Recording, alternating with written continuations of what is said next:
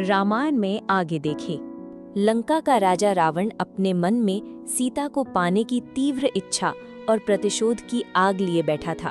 उसने अपनी योजना को सफल बनाने के लिए अपने मामा मारीच को बुलाया।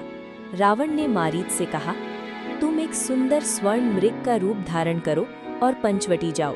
सीता उसे देखकर मोहित हो जाएंगी और राम उसे पकड़ने के लिए दूर चले जाएंगे। तभी मैं अपने उद्देश्य को पूरा करूंगा। मारीच पहले तो डर गया, क्योंकि वो जानता था कि भगवान राम से टकराना विनाश को आमंत्रण देना है। लेकिन रावण के भय के कारण वो तैयार हो गया।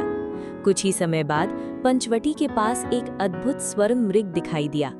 उसकी चमक और सुंदरता इतनी मनमोहक थी कि माता सीता उसे देखकर आकर्षित हो गईं। सीता जी ने राम से कहा, प्रभु, ये मृग कितना सुंदर है, कृपया इसे मेरे लिए पकड़ लीजिए।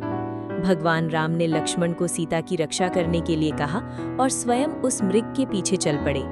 मारीच राम को दूर तक ले गया और अंत में जब राम ने उसे बाण मारा तो वो अपने असली रूप में आकर जोर से चिल्लाया, हाँ लक्ष्मण, हाँ सीते। ये आवाज सुनकर सीता जी घबरा गईं। उन्होंने लक्ष्मण से कहा, लक्ष्मण, तुम्हारे भाई संकट में हैं, तुम तुरंत उनकी सहायता के लिए जाओ। लक्ष्मण ने समझाने की बहुत कोशिश की, लेकिन सीता के आग्रह पर उन्हें जाना पड़ा।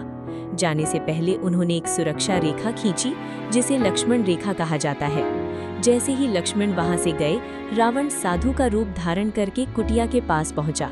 वो भिक्षा मांगने लगा, भिक्षा देही। सीता जी ने मर्यादा के अनुसार उसे भिक्षा देने के लिए कदम बाहर रखा और जैसे ही उन्होंने लक्ष्मण रेखा पार की, रावण अपने असली रूप में आ गया।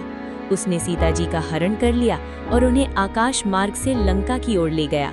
सीता जी पुकारती रहीं, हे राम, हे लक्ष्मण, लेकिन अब बहुत देर हो चुकी थी।